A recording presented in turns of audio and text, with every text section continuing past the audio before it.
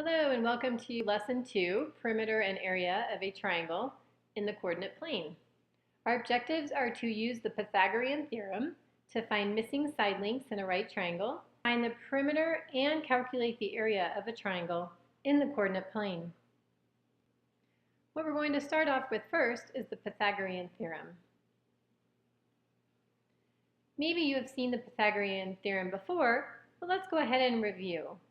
Our Pythagorean theorem basically says that a squared plus b squared equals c squared. Where did we come up with that, and what does that mean?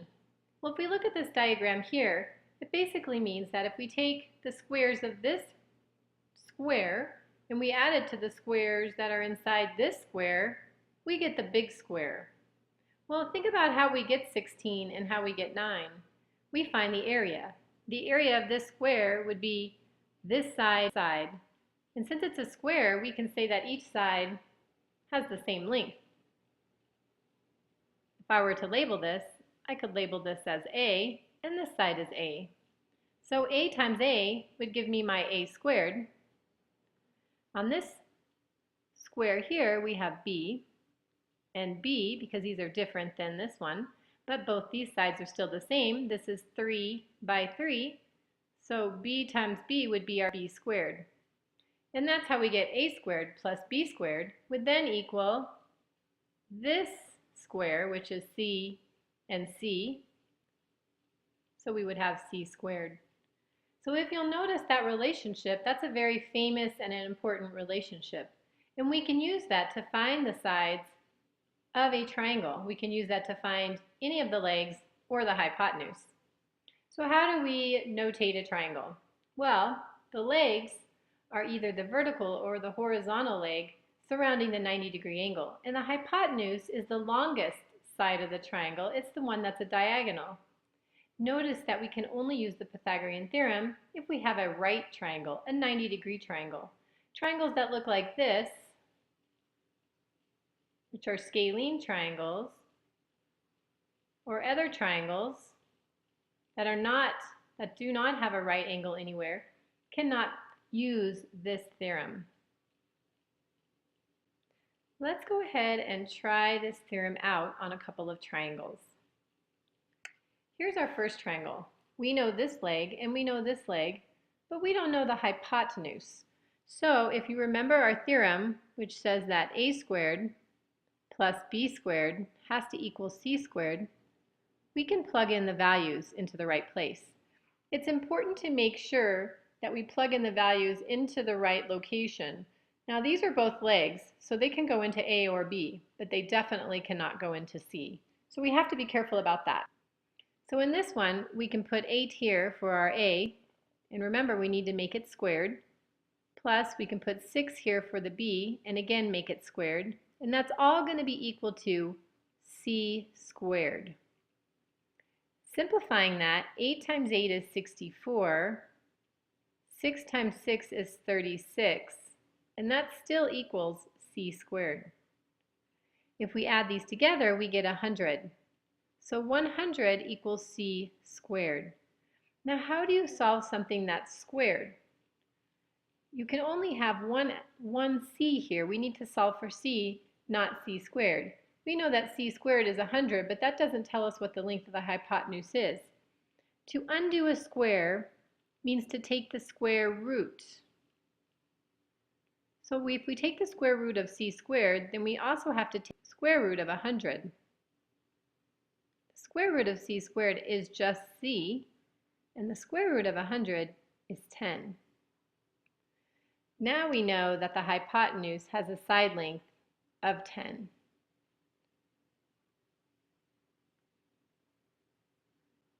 If we wanted to, we could now find the perimeter and we could find the area. Perimeter, remember, is just adding up all the sides, the distance around. An area of a triangle is base times height divided by 2, which we'll talk about in a minute. All right, let's do the second example. And again, it's really important that we plug in the numbers into the correct locations, either into A, B, or C. So this 12 is on the hypotenuse. This is not a leg, so that has to go into C. So our C is 12, and then we have to remember to put the squared. We can plug the 5 into either A or B because it's a leg, and remember that A and B both represent legs. So I'm going to go ahead and just plug it into B and say that's 5 squared. If we simplify then, 5 times 5 is 25. That should be a plus. And then 12 times 12 is 144. We need to subtract 25 then to move it to the other side so that we can combine like terms.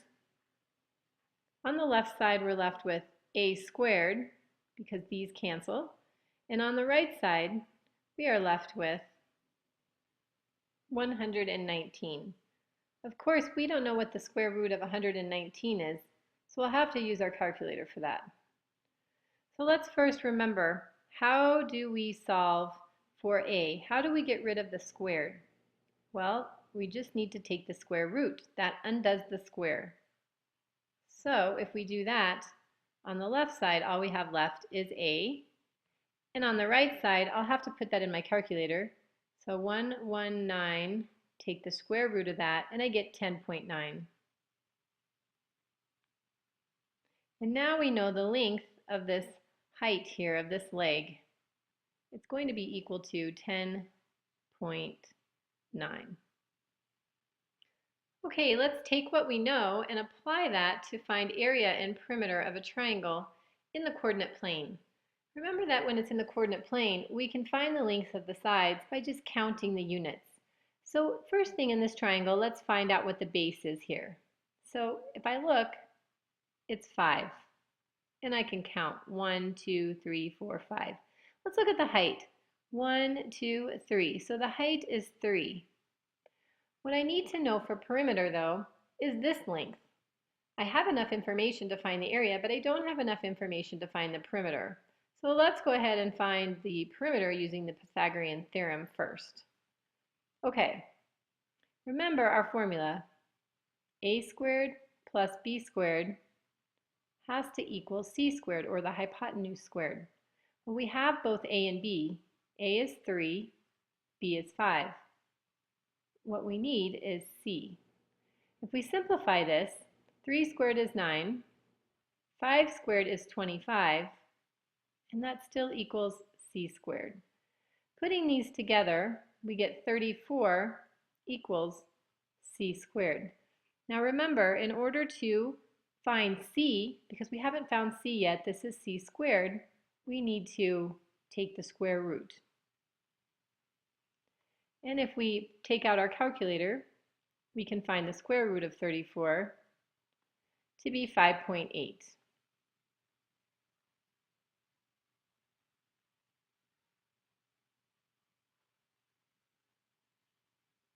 So this side is equal to 5.8. All right, now we're ready to find the perimeter and find the area. So let's go ahead and find the perimeter first. To find the perimeter, remember we just need to add up all the sides. So we have a leg that's 3, another leg that's 5, and another leg that's 5.8. If I add all these together, I get 13.8 units. And it doesn't say right now what the units are. It could be inches, it could be centimeters, but it's important when I'm doing area and perimeter to make sure that I always include the units. Let's go ahead and look at area. So the area of a triangle can be found by taking the base, multiplying it by the height, and dividing by 2. If you've forgotten that formula, go ahead and write that down. So let's find the area now. So our base is 5. Our height is going to then be 3. And then whatever we get, we'll divide by 2. If we simplify that, 5 times 3 is 15. And 15 divided by 2 is going to equal 7.5. And this time, because we're doing area, it's 2 dimensions. We know we have our units will be squared. So we have 7.5 units squared for our area. Let's try a couple more examples. This next problem is a little bit more challenging because we only have one leg that is horizontal. We don't have a vertical leg, and this is not a right triangle. So what can we do? Well, we can still calculate the area because we know the base. The base is going to be 1, 2, 3, 4, and we can find the height. The height of the triangle will always be a perpendicular to the base. So we can go from point K and we can come straight down here and we can label that as the height. So remember that the height has to form a perpendicular line with the base. It can't be at an angle. So as long as we have a 90-degree angle here, we have the height. And we can count this distance. 1, 2, 3, 4. So this distance is also 4. Let's go ahead and find area then. The area of this triangle is going to be equal to our base times our height divided by 2. As we said earlier, our base is 4, our height is also 4, and then we would divide by 2. Simplifying that, 4 times 4 is 16, divided by 2, we would get 8 units. Remember that this is squared since we're finding area. So we know that the area is 8 units squared. Let's go ahead and find perimeter. Well, we only have one side, so we need to get the other two sides. Originally, we did not have a right triangle, but now that we've drawn in the height, we actually have two right triangles. So let's go ahead and work through this problem. In order to figure out the perimeter, we need to take each of these triangles separately. So what I've done is I've taken the base and I've separated into two triangles. I went ahead and labeled this point here where our height touches our base as x. So we have triangle MXK, and then we also have triangle LXK. So with our first triangle, we know the base is 1 and the height is 4. Remember, these are now two right triangles, so we can use Pythagorean theorem to find this length MK. Using the Pythagorean theorem, a squared plus b squared equals c squared, we know that a and b are going to be 1 and 4. We have then 1 squared plus 4 squared will give us c squared. Simplifying, 1 times 1 is just 1, and 4 times 4 is 16. 16 plus 1 is 17, so c squared equals 17. But remember, we need to take the square root in order to actually solve for c.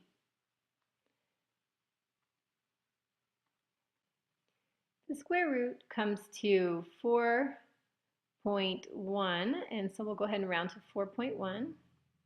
So that is the value we have for c. Now we can determine the perimeter of triangle MKX.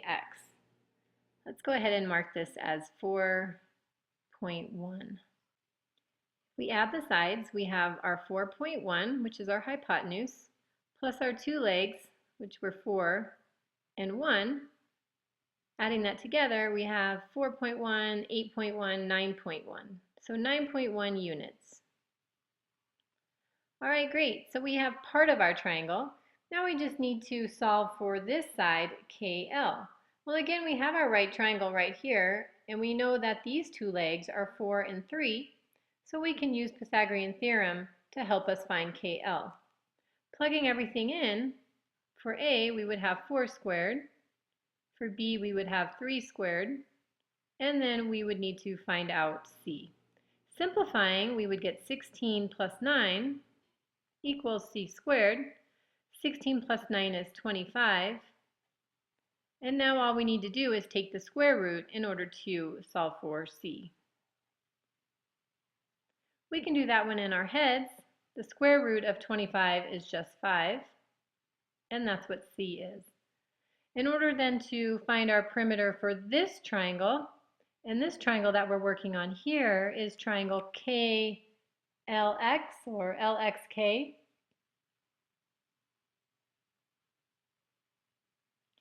We just need to add the sides. Our perimeter is then 5 plus 4 plus 3, which gives us 9, 10, 11, 12 units. And notice it's just units and not squared because all we're doing is finding one dimension, perimeter. To find our grand total, our perimeter of our entire triangle, and this would be for triangle MKL, the perimeter then would be 9.1 plus 12. We would just add the two areas together and we would get 21.1 units. So we used our skills with Pythagorean theorem to help us find these two hypotenuses.